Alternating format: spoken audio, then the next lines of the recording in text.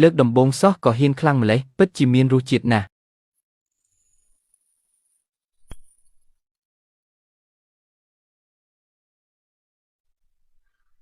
Alo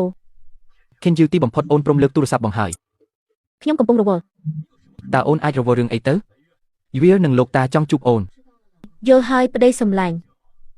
ខេនយូកុំមកធ្វើជាឈួតលបឡែបងប្រមានអូនម្នាក់ដែលបងស្រឡាញ់គឺយូវេកុំប្រើពាក្យពីរម៉ាត់នឹងមកធ្វើឲ្យបងខ្ពើមអី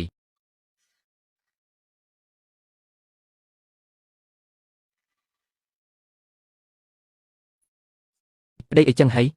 អីចឹងមានន័យថាខ្ញុំគឺជាបរិសុទ្ធទី3ម្នាក់នោះមែនទេយូមិនបានជួបគ្នា10ឆ្នាំហើយ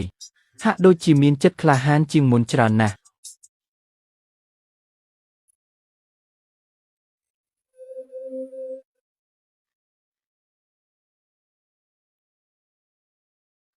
លោកតា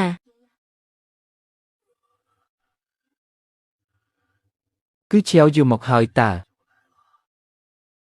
លោកតាតើលោកតាមានអារម្មណ៍ធូរស្រាលខ្លះទេ លោកតាចិត្តមិនរួចខ្លួនហើយរស់បានតែប៉ុន្មានថ្ងៃទៀតប៉ុណ្ណោះ លោកតាកុំមានប្រសាសន៍សម្ដីមិនល្អបែបនេះអីលោកតានឹងមានអាយុវែងដល់100ឆ្នាំ មុនពេលលោកតាចាក់ចេញទៅមានបំណងប្រាថ្នាតែមួយគត់គឺចង់ឃើញកូនរបស់ចៅនឹងយេងខៀវឆាវយូតើចៅអាចបំពេញបំណងប្រាថ្នាចុងក្រោយរបស់លោកតាបានទេ លោកតាចៅ ចៅប្រហែលជាមិនសុខចិត្តទេមែនទេ លោកតា លោកតា ពេលនេះអ្នកជំងឺមានអារម្មណ៍រំភើបបន្តិចសូមអ្នកទាំងអស់គ្នាចេញទៅក្រៅសិន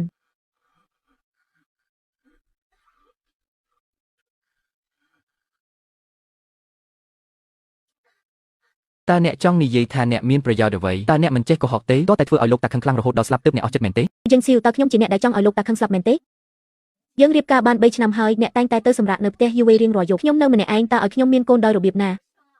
តើបុរសទាំងអស់នៅលើโลกនេះស្លាប់អស់ហើយមែនទេបានជាអ្នកចង់មានកូនជាមួយខ្ញុំខ្លាំងម្ល៉េះខ្ញុំបានប្រាប់ហើយថាឲ្យតែអ្នកមានផ្ទៃពោះខ្ញុំនឹងមិនសួរនាំថាជាកូនរបស់នរណានោះទេ លោកយើងស៊ីវអ្នកពិតជាមនុស្សដែលមានចិត្តទូលាយបំផុតដែលខ្ញុំមិនធ្លាប់ជួបអញ្ចឹងពេល